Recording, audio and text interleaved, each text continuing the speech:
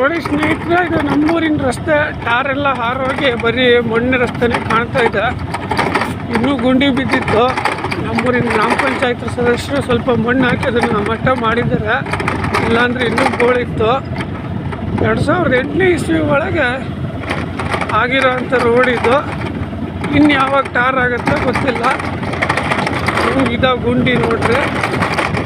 ಯಾವ್ದಾದ್ರು ಬಸ್ರಿ ಅನಿಸಿದ್ರೆ ಆಸ್ಪತ್ರೆಗೆ ಕರ್ಕೊ ಹೋಗೋದೇ ಬೇಡ, ಇಲ್ಲೇ ಕರ್ಕೊಂಡು ಹೋದ್ರೆ ಜೋರಾಗಿ ಗುಂಡಿದ ಹಾರಿಗೆ ಹೊಡೆದಕ್ಕೆ ಯಾರಿಗೆ ಆದರೂ ಆಗ್ಬೋದು. ಈ ಥರ ಗುಂಡಿ ಮಳೆಗಾಲ ಬಂದರೆ ಈ ಥರ ಗುಂಡಿ ಒಳಗೆ ನೀರು ನಿಲ್ಲುತ್ತೆ. ಸುಮಾರು ವರ್ಷ ಆಗಿರೋ ರೋಡ ಮತ್ತೆ ಯಾವಾಗ ರಸ್ತೆ ಭಾಗ್ಯ ಕೊಡ್ತಾರೋ ಗೊತ್ತಿಲ್ಲ. ಸರಿಯಾಗಿ ನೋಡ್ರಿ. ಸುಮಾರು ರಾಜ್ಯದ ಮ್ಯಾಪೆಲ್ಲ ಸಿಗ್ತಾವೆ ಇದರಲ್ಲಿ ಗುಂಡಿ ನೀರಲ್ಲಿ.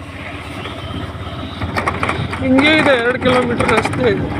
ಇದು ಶಿಗ್ಗಾದಿಂದ ಸಾಗರ ಹಾವೇರಿ ರಾಜ್ಯ ಹೆದ್ದಾರಿ ಸಂಪರ್ಕ ಮಾಡೋ ರಸ್ತೆ ಇದು. ಸೊರಬ ತಾಲೂಕು ತಳೇಬೈಲೂರಿನ ಗ್ರಾಮದ ರಸ್ತೆ ಇದು. ಆದಷ್ಟು ಈ ವಿಡಿಯೋನ ಶೇರ್ ಮಾಡಿ, ಲೈಕ್ ಮಾಡಿ.